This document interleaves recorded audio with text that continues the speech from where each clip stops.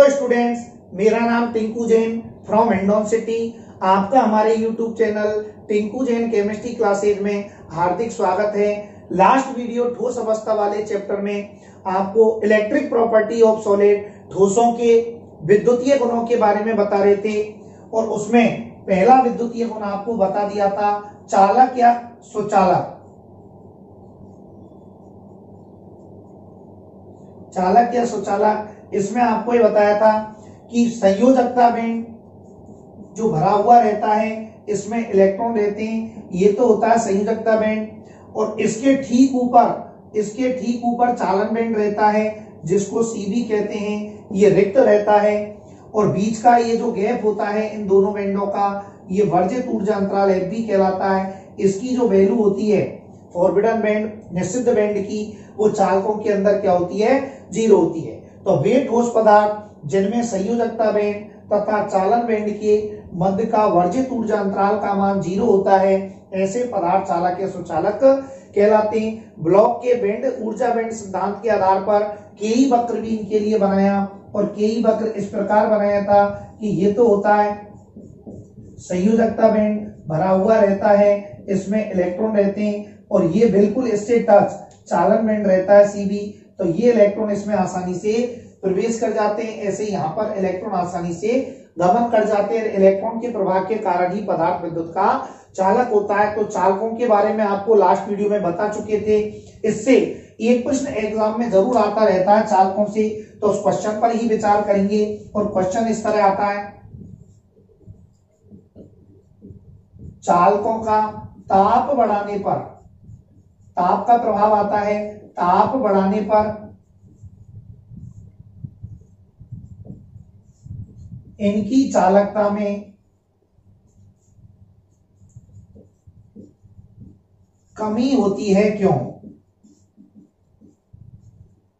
यानी चालक पदार्थों का जब ताप बढ़ाते हैं, ताप में वृद्धि करते हैं, तो इनकी जो चालकता होती है वो बढ़ने की बजाय क्या हो जाती है, कम हो जाती है, क्यों? तो इस प्रश्न का उत्तर अपन इस तरह देंगे। देखिए चालक में क्या व्यवस्था रहती है, अभी चित्र में बताया। ये तो रहता है संयोजकता बैंड जिसमें इलेक्ट्रॉन रहते हैं नेगेटिव रूप में, और इसके ठीक ऊपर क्या रहता है, चालन बैंड रहता है सीबी। और ये जो बीच का वर्जित ऊर्जा अंतराल होता है, अभी अभी बताया, इसकी वैल्यू 0 होती है। तो चालक पदार्थों में ये माना कोई चालक पदार्थ है और जैसे ही इसका ताप बढ़ाएंगे, इसके ताप में जैसे ही अपन वृद्धि करेंगे, तो ताप बढ़ाने पर ध्यान से समझना, जो इलेक्ट्रॉन पहले जा रहे थे, चूंकि चालक पदार्थ है, अभी ताप बढ़ाया नहीं है, तो इलेक्ट्रॉन गमन हो गया। इलेक्ट्रॉन कहां पर पहुंच गया, चालकता बैंड या चालन बैंड में पहुंच गया, जिससे पदार्थ क्या कहलाया, चालक। तो इलेक्ट्रॉन ऊपर पहुंच चुका है। अब ताप आप बढ़ा रहे हो बाद में, तो जैसे ही ताप बढ़ाएंगे तो इलेक्ट्रॉन जब ऊपर जाएगा, शेष बचे हुए जो इलेक्ट्रॉन है जब वो ऊपर जाएंगे, तो पहले से ही चालकता जो बैंड है या चालन बैंड है, चूंकि उसमें इलेक्ट्रॉन पहुंच चुके हैं, तो ये जो शेष इलेक्ट्रॉन है ताप बढ़ाने पर इनको तापीय ऊर्जा मिलेगी। और तापीय ऊर्जा पाकर ये जो शेष इलेक्ट्रॉन है ये डायरेक्ट जाने की बजाय ऐसे कंपन गति करते हुए ऊपर की ओर जाएंगे, किसमें, इस चालन बैंड में। तो एक तो इलेक्ट्रॉन डायरेक्ट जाता है और एक कंपन गति करते हुए जाता है। तो कंपन गति का मतलब है इलेक्ट्रॉन के चलन में रुकावट होने लग जाती है, रुकावट होगी, देर में पहुंचेगा इलेक्ट्रॉन चालन बैंड में। तो ताप बढ़ाने पर संयोजकता बैंड के इलेक्ट्रॉनों को अतिरिक्त तापीय ऊर्जा मिलेगी, जिससे वो कंपन गति करते हुए किसमें पहुंचेगा, चालन बैंड में पहुंचेगा। इसको कहते हैं इलेक्ट्रॉन के चलन में रुकावट।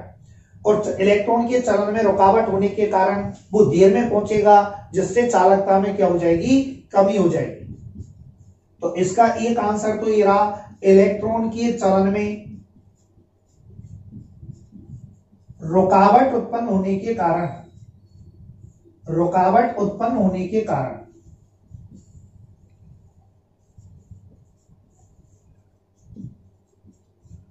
तो चालकता में कमी क्यों आती है, क्योंकि ताप बढ़ाते हैं तो इलेक्ट्रॉन को तापीय ऊर्जा मिलती है, और तापीय ऊर्जा मिलने से क्या होगा, तापीय ऊर्जा मिलने से इलेक्ट्रॉन में कंपन होगा। इलेक्ट्रॉन ऊपर चालन बैंड में सीधा नहीं जाएगा, कंपन गति करते हुए जाएगा, जिससे इलेक्ट्रॉन के चलन में रुकावट होगी, इलेक्ट्रॉन देर में पहुंचेगा चालन बैंड में और चालकता में क्या हो जाएगी, कमी हो जाएगी। इस सारी जो लैंग्वेज है इसको एक शब्द में कैसे बोलेंगे, इलेक्ट्रॉन के चलन में रुकावट उत्पन्न होना। और दूसरा इसका कारण क्या है, नंबर 2, चूंकि पदार्थ चालक पदार्थ है, अभी ताप बढ़ाया नहीं है तो इलेक्ट्रॉन ऊपर पहुंच चुके हैं। अब शेष इलेक्ट्रॉन जब ऊपर जाते हैं तो चूंकि चालन बैंड पहले से ही इलेक्ट्रॉन पहुंच चुके हैं तो भर जाता है तो शेष इलेक्ट्रॉनों को रिक्त चालकता बैंड नहीं मिलता, वो पहले से भरा हुआ मिलता है। तो वो शेष इलेक्ट्रॉन जब ऊपर पहले ही इलेक्ट्रॉन भर जाते हैं तो वापस लौट कर नीचे आ जाते हैं और चालकता में क्या कर देते हैं, कमी कर देते हैं। तो रिक्त चालकता बैंड में कमी या रिक्त चालकता बैंड अनुपस्थित होना, रिक्त चालकता बैंड में कमी, खाली नहीं मिलता। क्यों, पदार्थ यदि चालक है तो पहले ही इलेक्ट्रॉन पहुंच जाते हैं ऊपर और फिर बाद में आप ताप बढ़ा रहे हो तो जो शेष इलेक्ट्रॉन ऊपर पहुंचेंगे उनको चालन बैंड पहले से ही भरा हुआ मिलता है तो उनको जगह नहीं मिलती, यानी रिक्त चालकता बैंड में क्या हो जाती है, कमी हो जाती है। इन 2 कारणों की वजह से चालकों का ताप बढ़ाने पर चालकता में क्या हो जाती है, कमी। तो क्वेश्चन आप नोट करेंगे, चालकों का ताप बढ़ाने पर इनकी चालकता में कमी होती है, क्यों?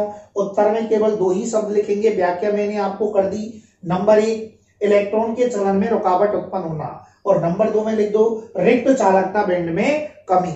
इस तरह ये चालक वाला जो पार्ट था इस पर ताप का क्या प्रभाव पड़ता है, तो ध्यान रखना ताप बढ़ाने पर चालकों की चालकता बढ़ती नहीं है, उल्टी क्या हो जाती है, कम, जिसके 2 कारण रहे, इलेक्ट्रॉन के चलन में रुकावट और दूसरा रिक्त चालकता बैंड में कमी। ठोसों के विद्युतीय गुण में चालक कंप्लीट होने के बाद में दूसरा विद्युतीय गुण कुचालक या विद्युत रोधी इंसुलेटर। देखिए कुचालक या विद्युत रोधी को बिल्कुल उसी पैटर्न से परिभाषित करेंगे जैसे चालक किया। तो चालकों में बताया वे पदार्थ जिनमें विद्युत धारा का चालन आसानी से हो जाता है चालक कहलाते हैं, और इनमें अपन लिखेंगे वे पदार्थ जिनमें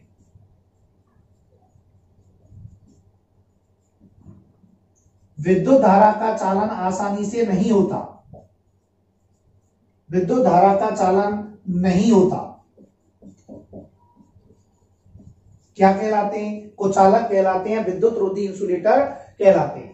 लेकिन विद्युत धारा का चालन ये जो पदार्थ होते हैं इनकी जो चालकता का मान होता है, चालकता का मान, देखिए चालकों की चालकता की जो वैल्यू थी वो आपको बताई थी 10⁻+7 से, और अधिकतम जो होती है वो 10⁻+7 होती है। और चूंकि इनमें विद्युत धारा का चालन ही नहीं होता है तो इनकी चालकता की वैल्यू बहुत ही कम होगी, और वो कितनी होती है 10⁻⁻20 ओम इनवर्स मीटर इनवर्स से लेकर 10⁻−10 ओम इनवर्स और मीटर इनवर्स के मध्य में होती है।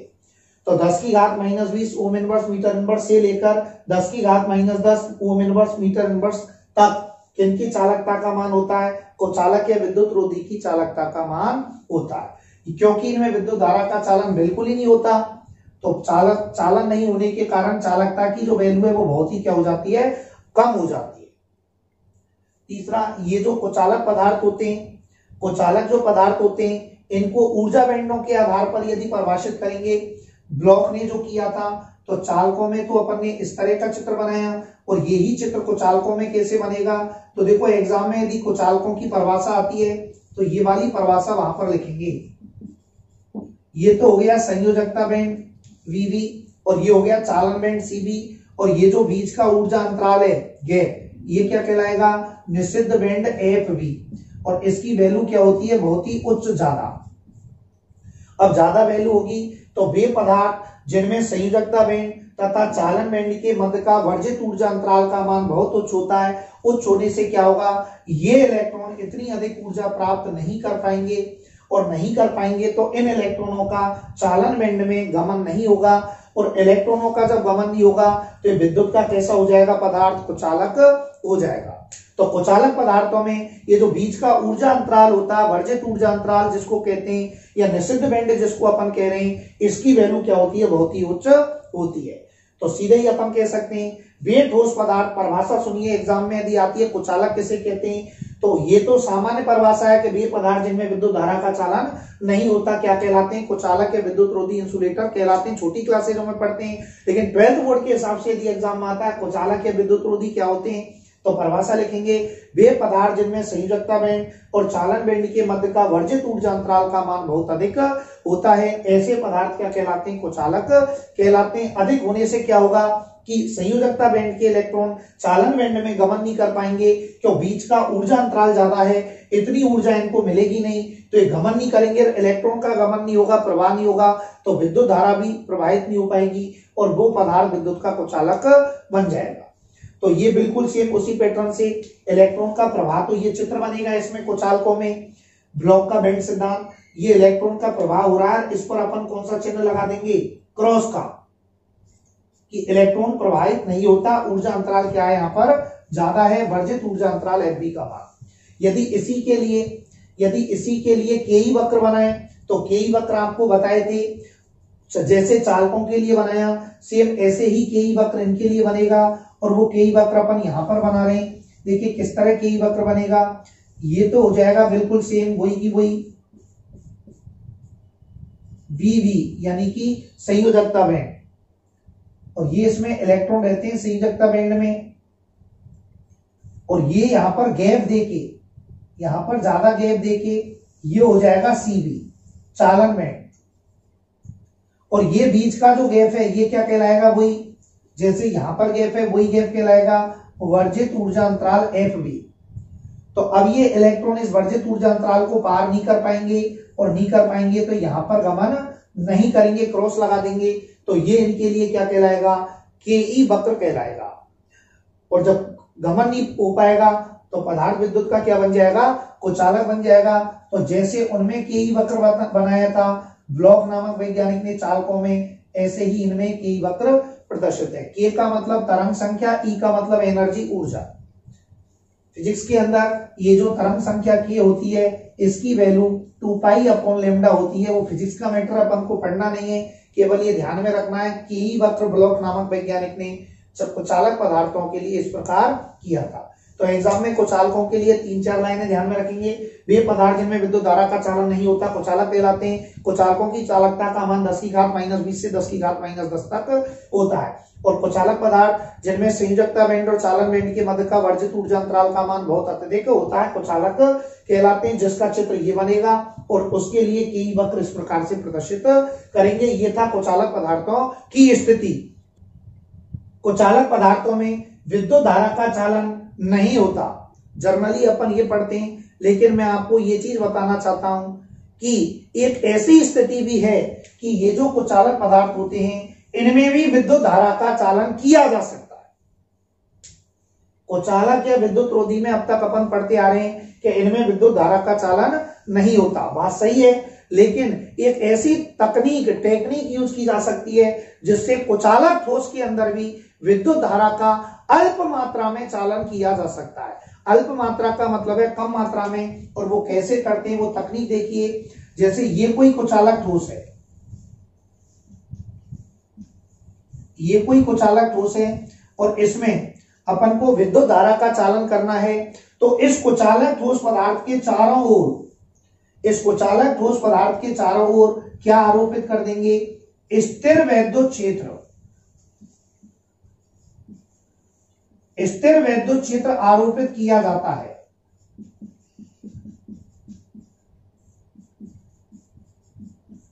तो ये जो कुचालक पदार्थ होता है, इस कुचालक पदार्थ के चारों ओर ये जो क्षेत्र है, इस चारों ओर कौन सा क्षेत्र आरोपित कर दिया?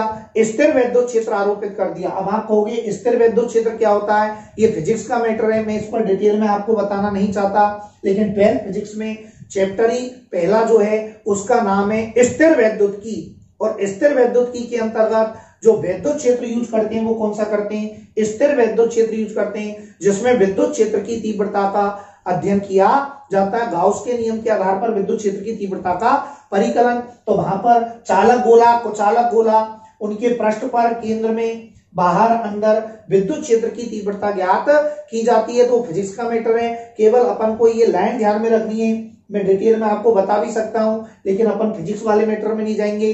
आप ये ध्यान में रखेंगे, वन लाइनर प्रश्न, कि कुचालक ठोस पदार्थ के अंदर, कुचालक ठोस पदार्थ के अंदर उसके चारों ओर स्थिर वैद्युत क्षेत्र आरोपित करके उसमें विद्युत मात्रा, विद्युत धारा का अल्प मात्रा में चालन किया जा सकता है।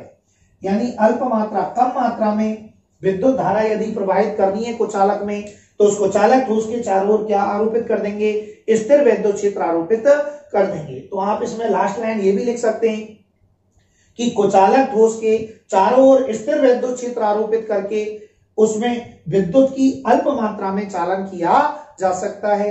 तो स्थिर विद्युत क्षेत्र आरोपित करने वाली जो तकनीक है इसको कहते हैं ठोसों के परावैद्युत गुण। इसी तकनीक को कहते हैं ठोसों के परावैद्युत गुण, जिसको आगे डिटेल में पढ़ेंगे। अभी केवल लाइन ध्यान में रखेंगे कि कुचालकों के अंदर भी विद्युत धारा का अल्प मात्रा में चालन किया जा सकता है और किस तरह करते हैं, उस कुचालक ठोस के चारों ओर स्थिर विद्युत क्षेत्र को आरोपित करके। तो ये थी कुचालक ठोस के अंदर। और एक लास्ट लाइन कुचालकों के अंदर अपन ये ध्यान में रखेंगे, एक विशेष उदाहरण है जो अपन शुरू से पढ़ते आते हैं, हीरा विद्युत का कुचालक, जबकि ग्रेफाइट विद्युत का सुचालक होता है। छोटी क्लासेजों में पढ़ते हैं। तो हीरा जो होता है, हीरे के लिए ये जो वर्जित ऊर्जा अंतराल का मान होता है, इसकी जो वैल्यू होती है एफ बी की, वो होती है 9 mega electron volt. Mega electron volt, और मेगा होता है बहुत बड़ा मान, तो ये ऊर्जा का बहुत बड़ा मान है। तो ये ऊर्जा अंतराल बहुत बड़ा होता है और इतना बड़ा ऊर्जा अंतराल नीचे से इलेक्ट्रॉन क्रॉस करके चालन बैंड में नहीं जा पाएगा, जिसके कारण हीरा विद्युत का क्या हो जाता है, कुचालक हो जाता है। तो लास्ट लाइन ये भी लिखेंगे इनमें कि हीरे के लिए वर्जित ऊर्जा अंतराल या निषिद्ध बैंड का जो मान होता है ऊर्जा का, वो 9 मेगा इलेक्ट्रॉन वोल्ट अधिक होने के कारण या अत्यधिक होने के कारण हीरा विद्युत का क्या होता है, कुचालक होता है। यदि वन लाइनर प्रश्न आता है कि हीरा विद्युत का कुचालक होता है, अतः हीरे के लिए वर्जित ऊर्जा अंतराल का मान कितना होता है, तो उत्तर वहां पर क्या लिख देंगे, 9 मेगा इलेक्ट्रॉन वोल्ट। ये ऊर्जा का बहुत अत्यधिक मान है। इतनी ऊर्जा संयोजकता बैंड के इलेक्ट्रॉनों को नहीं मिल पाती, ये चालन बैंड में नहीं जा पाते और नहीं जाने के कारण पदार्थ विद्युत का कुचालक हो जाता है, पदार्थ विद्युत का कुचालक बन। ठोसों का तीसरा गुणधर्म अर्धचालक, सेमीकंडक्टर। पहला पढ़ा था चालक या सुचालक, दूसरा पढ़ा था कुचालक या विद्युत रोधी, और अब तीसरे का अध्ययन करेंगे अर्धचालक सेमीकंडक्टर। देखिए अर्धचालक पदार्थ जो होते हैं उनको बिल्कुल कंपेयर करते हुए पढ़ेंगे चालक और कुचालकों से। तो देखो सबसे पहली व्यवस्था, इनमें पहली लाइन यही पढ़ेंगे, यह चालक तथा कुचालक के मध्य की अवस्था होती है। पहली लाइन, अर्धचालक जो होते हैं वो चालक और कुचालकों के मध्य की अवस्था होती है। और इसमें किस तरह की व्यवस्था करेंगे, देखिए ये चित्र इस प्रकार का प्रदर्शित करेंगे। ये तो हो गया संयोजकता बैंड, ये हो गया चालन बैंड, और ये जो इलेक्ट्रॉन है ये आसानी से गति करेंगे, और ये बीच का एफ बी जो वर्जित ऊर्जा अंतराल है इसका मान 0। ऐसा किसमें होता है, चालकों में। और कुचालकों के अंदर यही व्यवस्था क्या होती है, ये तो होता है संयोजकता बैंड, ये होता है चालन बैंड सीबी, और ये जो बीच का ऊर्जा अंतराल होता है एफ बी, इसका जो मान होता है वो क्या होता है, बहुत ही उच्च होता है। तो ये तो चालकों की स्थिति थी, ये कुचालकों की स्थिति थी, कंपेयर करते हुए लिखेंगे। अब बात आती है अर्धचालकों की। तो अर्धचालक में यही चित्र कैसे बनेगा, देखिए ये तो हो जाएगा संयोजकता बैंड जिसमें संयोजी इलेक्ट्रॉन उपस्थित हैं, और ऊपर हो जाएगा चालन बैंड सीबी, और ये जो बीच का ऊर्जा अंतराल है इसको अपन कहेंगे एफ बी, फॉरबिडन बैंड या निषिद्ध बैंड। तो देखिए अर्धचालकों में तीनों चित्रों में, ये अर्धचालक का चित्र है, तीनों चित्रों में आप चेक कर सकते हो कि अर्धचालक चालक और कुचालक के मध्य की अवस्था है या नहीं। देखो कुचालकों में वर्जित ऊर्जा अंतराल का मान ज्यादा, और अर्धचालकों में इनसे थोड़ा क्या होता है, कम। लेकिन चालकों में वर्जित ऊर्जा अंतराल क्या होता है, चालकों में वर्जित ऊर्जा अंतराल क्या होता है, 0। तो चालकों से तो थोड़ा अधिक है इनमें वर्जित ऊर्जा अंतराल, लेकिन कुचालकों से थोड़ा क्या है, कम है। तो बीच की अवस्था हो गई। तो कैसे परिभाषित करेंगे, देखिए अर्धचालकों को वे ठोस पदार्थ जिनमें संयोजकता बैंड तथा चालन बैंड के मध्य का वर्जित ऊर्जा अंतराल का मान चालकों से थोड़ा अधिक तथा कुचालकों से थोड़ा कम होता है, ऐसे पदार्थ अर्धचालक पदार्थ कहलाते हैं। बीच की अवस्था हो गई, भाई कुचालकों से तो कम है गैप और चालकों से ज्यादा है, तो वे ठोस पदार्थ जिनमें संयोजकता बैंड और चालन बैंड के मध्य का वर्जित ऊर्जा अंतराल का मान चालकों से थोड़ा अधिक होता है तथा कुचालकों से थोड़ा कम होता है, ऐसे ठोस पदार्थ क्या कहलाते हैं? अर्धचालक कहलाते हैं। इस तरह परिभाषित करेंगे और ये अर्धचालक में क्या बन जाएगा? चित्र बन जाएगा। इन्हीं अर्धचालकों के लिए यदि केई वक्र बनाएंगे तो केई वक्र भी कंपेयर करते हुए ही बनेगा। ये तो हो जाएगा यहाँ पर संयोजकता बैंड जिसमें इलेक्ट्रॉन उपस्थित है, और ये कुछ दूरी पर ही ये चालन बैंड CB दिखाएंगे, और ये जो बीच का गैप है ये हो जाएगा FB। तो देखो कुचालकों में तो ये बहुत बड़ा बताया था गैप, चालकों में बिल्कुल नजदीक बताया था, यानी बिल्कुल ही नहीं बताया था, और अर्धचालकों में गैप इन दोनों के बीच में होता है। तो ये अर्धचालकों के लिए कौन सा वक्र हो जाएगा? ब्लॉक जो नामक वैज्ञानिक ने बताया था केई वक्र। तो कुछ अर्धचालकों के लिए तो ये चित्र बन जाएगा, परिभाषा आपको लिखाई दी, और ये केई वक्र यहाँ पर अपन प्रदर्शित करेंगे। तो चालक के लिए तो बिल्कुल ऊपर होता है, यानी FB 0, कुचालकों में FB का मान बहुत ज्यादा, अर्धचालकों में कुचालकों से तो FB कम लेकिन चालकों से थोड़ा अधिक। ये स्थिति क्या कहलाती है? अर्धचालक पदार्थ की कहलाती है। देखिए आइए इसी में आगे अर्धचालकों के ये दोनों चित्र बना लेंगे और अर्धचालक की अपन परिभाषा भी लिख लेंगे। अब देखिए ये जो अर्धचालक पदार्थ होते हैं, ये अर्धचालक पदार्थों के यदि प्रकार पढ़ें, इनको आगे यदि वर्गीकृत करें तो अर्धचालक जो पदार्थ होता है वो दो प्रकार का होता है। अर्धचालक पदार्थ दो प्रकार का होता है, उसमें कैपिटल A एक तो होता है शुद्ध या नेज अर्धचालक, बिल्कुल शुद्ध रूप में होता है जिसको नेज शब्द से भी यूज करते हैं, और दूसरा जो होता है कैपिटल B उसको कहते हैं अपद्रव्य अर्धचालक। और अपद्रव्य को एक दूसरा शब्द यूज कर सकते हैं अशुद्ध अर्धचालक। इसमें अशुद्धि होती है, एक तो बिल्कुल शुद्ध होता है और एक अपद्रव्य अर्धचालक होता है।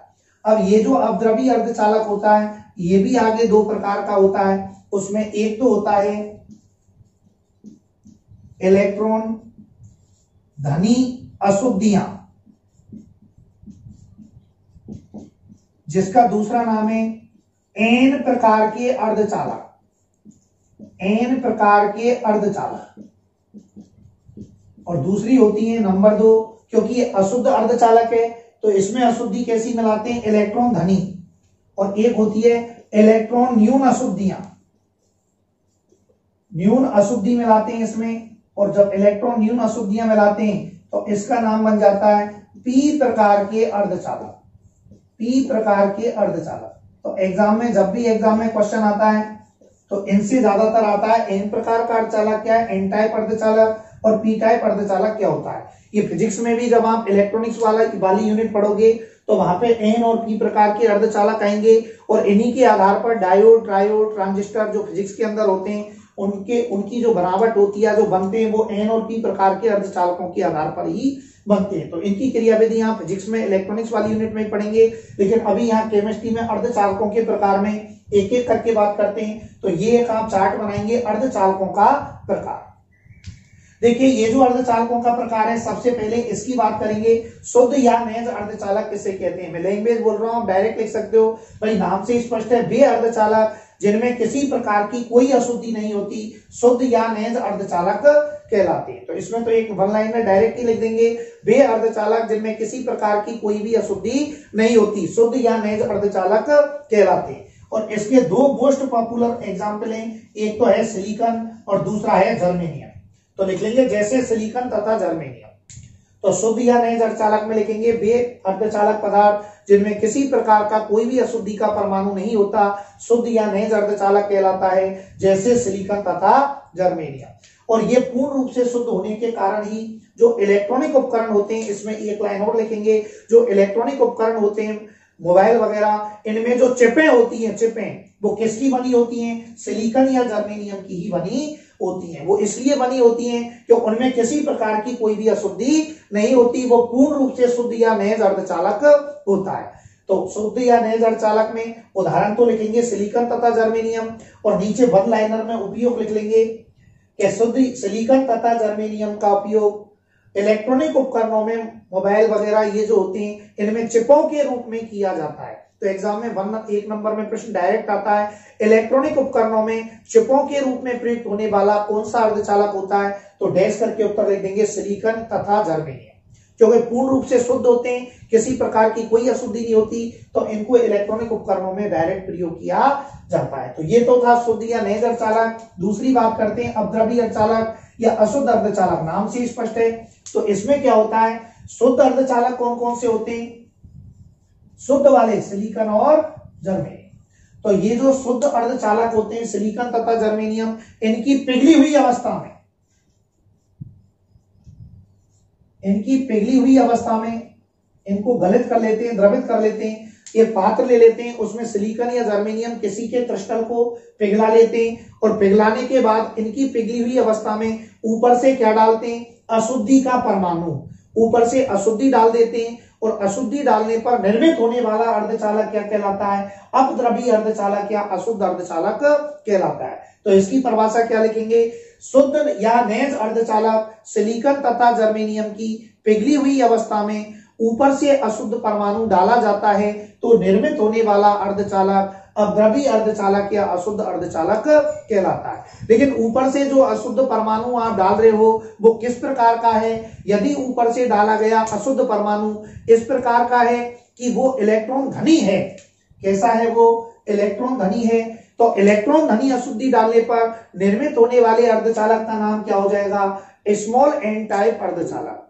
और यदि आपने जो अशुद्धि का परमाणु ऊपर से डाला है, यदि वो इलेक्ट्रॉन न्यून अशुद्धि वाला है, उसमें इलेक्ट्रॉन की न्यूनता है, वो परमाणु डाला है, तो वो किस प्रकार का अर्धचालक निर्मित करेगा, पी प्रकार का अर्धचालक निर्मित करेगा। तो इस चैप्टर में मेन अर्धचालकों में ये दो ही पार्ट हैं, एन प्रकार का अर्धचालक और पी प्रकार का अर्धचालक। तो वन लाइनर ध्यान रखेंगे, स्मॉल एन टाइप का अर्धचालक कब बनता है, सीधा जब ऊपर से इलेक्ट्रॉन धनी अशुद्धियां डालते हैं।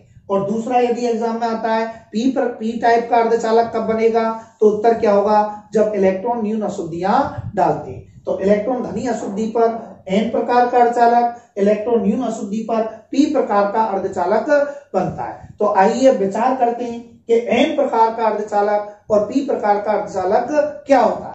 तो देखिए, इलेक्ट्रॉन धनी अशुद्धियां या एन प्रकार के अर्धचालक नंबर 1, और दूसरे होते हैं इलेक्ट्रॉन न्यून अशुद्धियां जिनको पी प्रकार के अर्धचालक कहा है। दोनों का कंपेयर करते हुए अध्ययन करेंगे तुलनात्मक रूप से, जिससे एन और पी प्रकार के अर्धचालकों में अंतर समझ में आ जाए।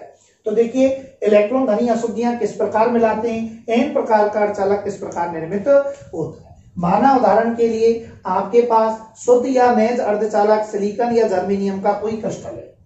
तो देखिए, ये कोई क्रिस्टल जालक है, एक छोटा सा क्रिस्टल जालक बनाया,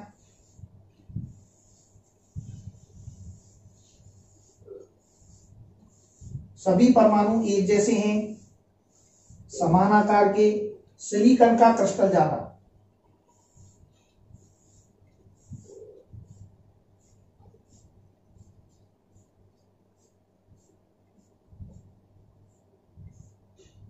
और ये जो सिलिकॉन का क्रिस्टल जालक होता है ये पूर्ण रूप से शुद्ध है, इसमें किसी प्रकार की अभी कोई अशुद्धि नहीं है, इसको शुद्ध या नैज अर्धचालक कहेंगे। ये अपन ने बना दिया, ये शुद्ध या नैज अर्धचालक हो गया सिलिकॉन का क्रिस्टल। छोटा सा क्रिस्टल बनाया है, और भी बड़ा हो सकता है, और सभी में ये सिलिकॉन परमाणु उपस्थित है। अब ये जो सिलिकॉन परमाणु है इसकी पिघली हुई अवस्था में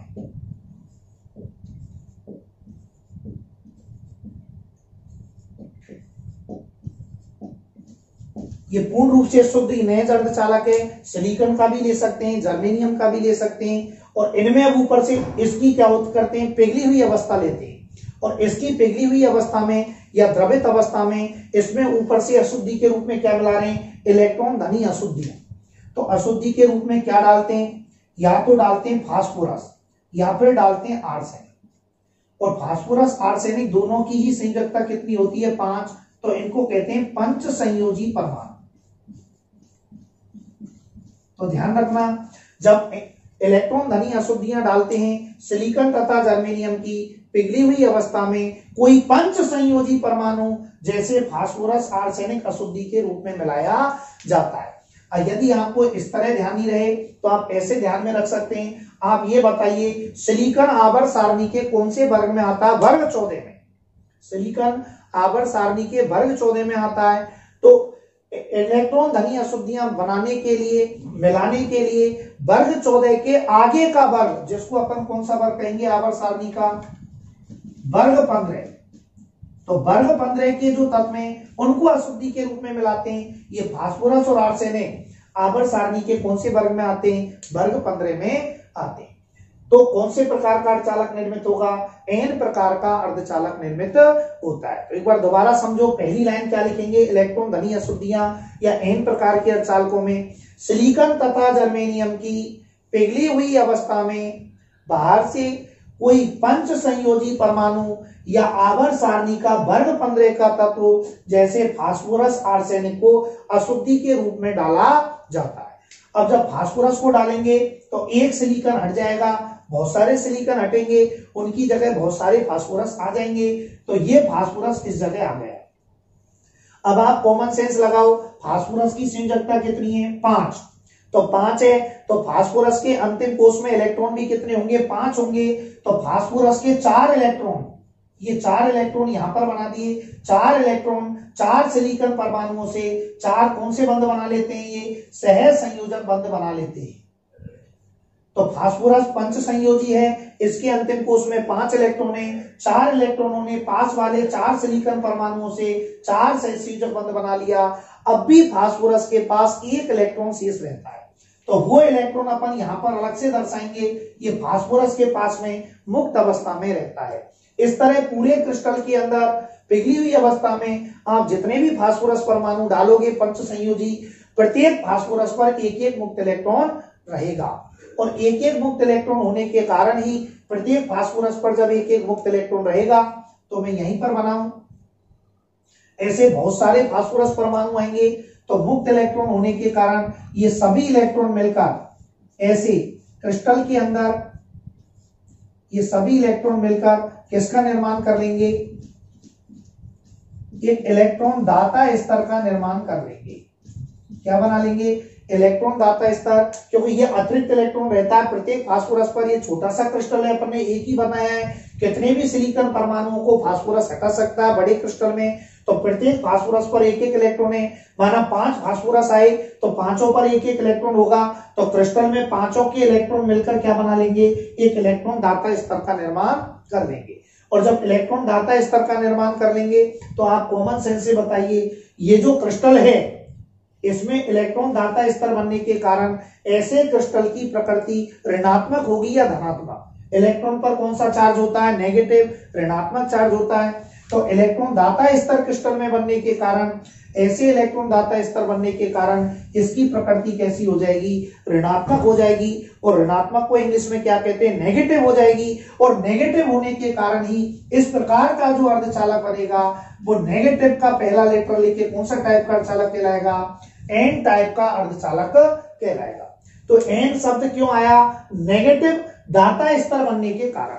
नेगेटिव इलेक्ट्रॉन दाता स्तर बन जाता है। क्योंकि इलेक्ट्रॉन पर नेगेटिव चार्ज होता है तो पूरे क्रिस्टल में इलेक्ट्रॉन दाता स्तर का निर्माण हो जाता है। और इलेक्ट्रॉन की नेगेटिव या ऋणात्मक प्रकृति होने के कारण नेगेटिव का एन शब्द लगा के किस प्रकार के अर्धचालक का निर्माण हो जाएगा? स्मॉल एन टाइप के अर्धचालक का निर्माण हो जाता है।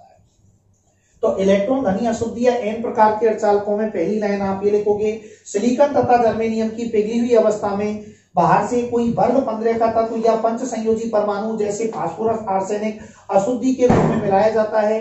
जितने फास्फोरस या आर्सेनिक परमाणु मिलाते हैं उनके में प्रत्येक पर 5 इलेक्ट्रॉन होते हैं। 4 इलेक्ट्रॉन 4 सिलिकॉन से 4 संयोजक बंध बना लेते हैं, लेकिन 5वां इलेक्ट्रॉन प्रत्येक फास्फोरस पर मुक्त अवस्था में रहता है। इस प्रकार संपूर्ण क्रिस्टल में जितने भी फास्फोरस परमाणु होते हैं उन सब पर एक एक इलेक्ट्रॉन अतिरिक्त होने के कारण क्रिस्टल में एक इलेक्ट्रॉन दाता स्तर का निर्माण होता है। इलेक्ट्रॉन दाता स्तर की ऋणात्मक प्रकृति होने के कारण, नेगेटिव प्रकृति होने के कारण इस टाइप का जो अर्धचालक है वो स्मॉल एन प्रकार का अर्धचालक कहलाता है। और उसमें ये वाला चित्र अपन बना देंगे, ये चित्र भी बनेगा और साइड में ये इलेक्ट्रॉन दाता स्तर भी बनेगा। तो ये हुआ इलेक्ट्रॉन धनी अशुद्धि।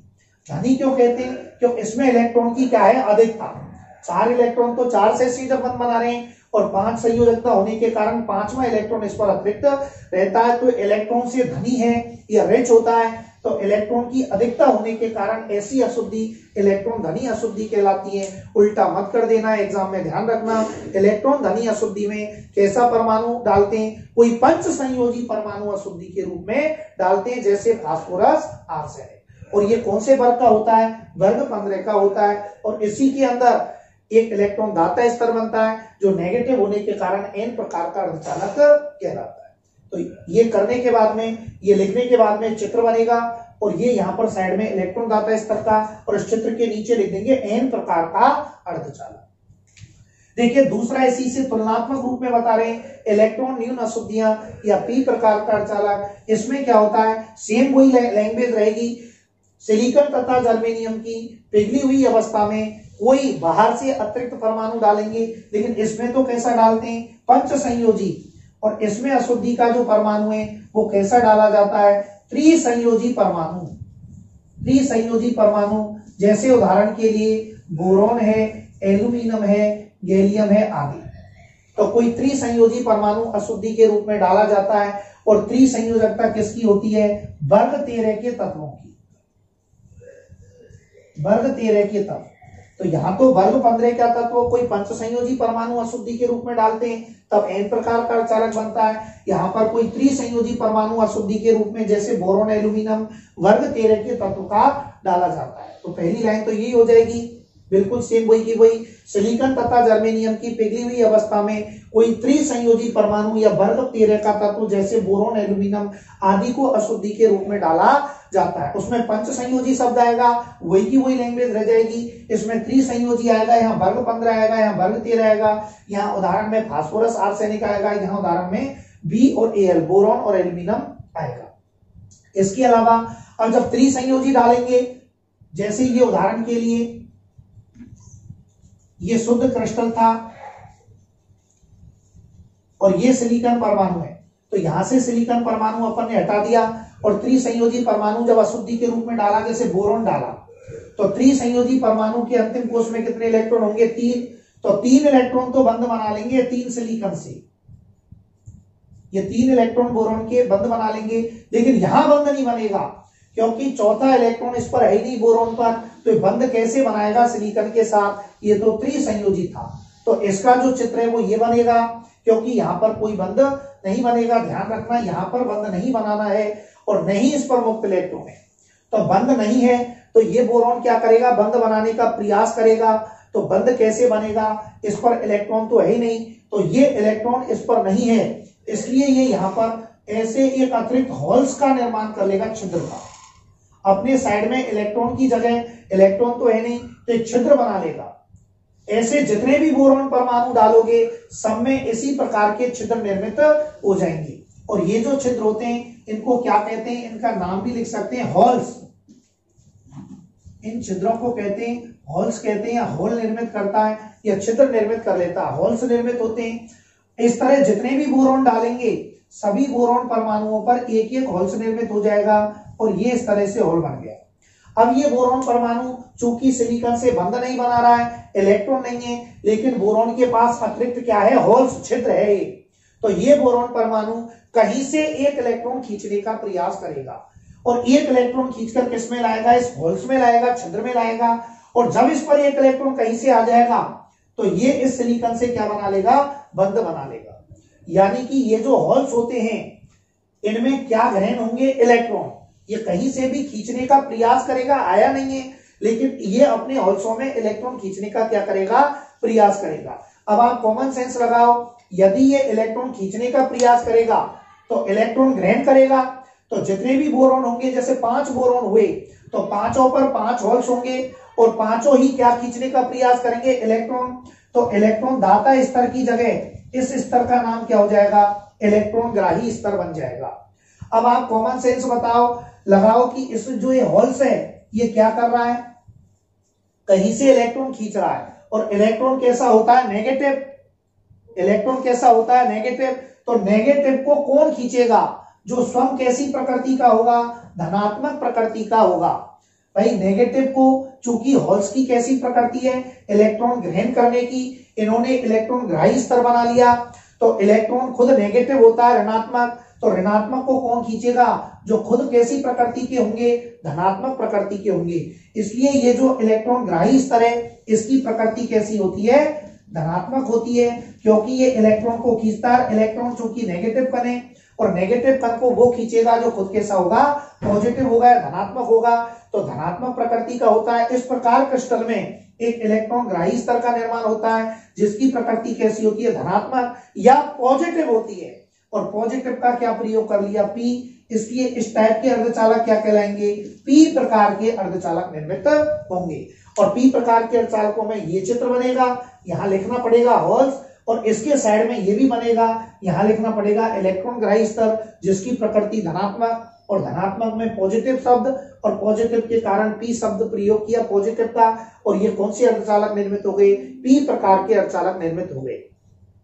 तो एन प्रकार, पी प्रकार के अर्धचालकों में चित्र तो दोनों में पहले उसका चित्र बना दिया, ये चित्र, और इस तरह की प्रकृति किसमें हो गई, पी प्रकार के अर्धचालकों में। यदि एग्जाम में आता है एन और पी प्रकार के अर्धचालक, तो एन प्रकार के में इलेक्ट्रॉन धनी अशुद्धि मिलाते हैं, पी प्रकार के में इलेक्ट्रॉन न्यून अशुद्धियां मिलाते हैं। एन प्रकार के में कोई पंच संयोजी परमाणु बोरॉन फास्फोरस आर्सेनिक अशुद्धि के रूप में मिलाते हैं, पी प्रकार के में कोई त्रिसंयोजी परमाणु अशुद्धि के रूप में मिलाते हैं, बोरॉन एल्यूमिनियम।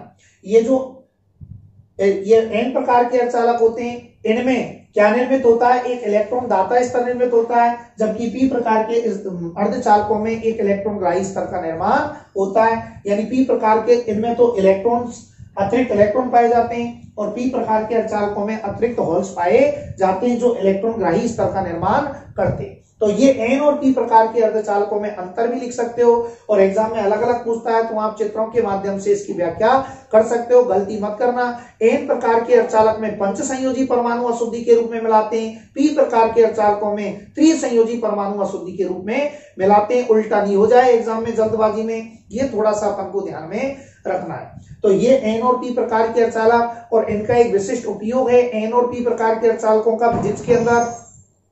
इन एन और पी प्रकार के अर्धचालकों के आधार पर डायोड, ट्रायोड, ट्रांजिस्टर फिजिक्स में उपकरण होते हैं, इनका निर्माण किया जाता है। और एन और पी प्रकार के अर्धचालकों का एक दूसरा उपयोग हो रहे हैं, ये प्रत्यावर्ती धारा अल्टरनेटिव करंट एसी जो होती है उसको दिष्ट धारा डीसी में परिवर्तित करने में प्रयोग किया जाता है। तो एन और पी प्रकार के अर्धचालकों के दो महत्वपूर्ण उपयोग ध्यान में रखने, ट्रांजिस्टर, डायोड, ट्रायोड, इनके निर्माण में एन और पी प्रकार के अर्धचालकों का उपयोग होता है, नंबर 1। और नंबर 2, एन तथा पी प्रकार के अर्धचालकों के द्वारा प्रत्यावर्ती धारा एसी को दिष्ट धारा डीसी में परिवर्तित किया जा सकता है। और शुद्ध या नैज अर्धचालकों का उपयोग, जो सिलिकॉन और जर्मेनियम शुद्ध या नैज अर्धचालक होते हैं, उनका उपयोग पहले बता चुके हैं। इलेक्ट्रॉनिक उपकरणों में चिपों के रूप में शुद्ध या नैज अर्धचालक का उपयोग किया जाता है, जो सिलिकॉन और जर्मेनियम दो ही मुख्य रूप से होते हैं।